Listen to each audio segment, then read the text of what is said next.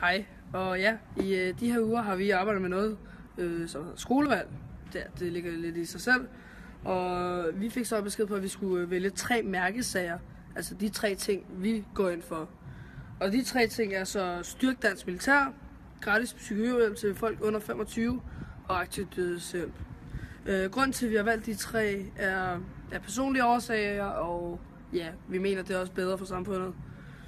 Styrk dansk militær mener vi, at for eksempel, hvis der er konflikter eller et eller andet, så mener jeg, og Danmark kan jo sagtens komme i konflikter, så jeg mener, og vi mener, at det vil være nyttigt, hvis vi styrkede det, så vil det både gavne os og andre mennesker.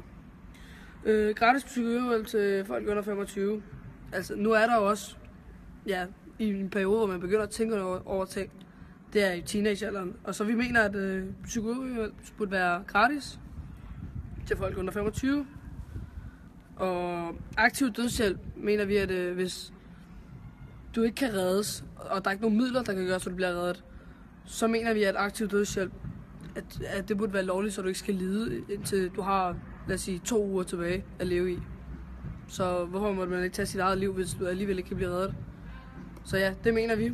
Så stem på de her mærkesager, så skal det nok gavne os alle. Tak. Hej.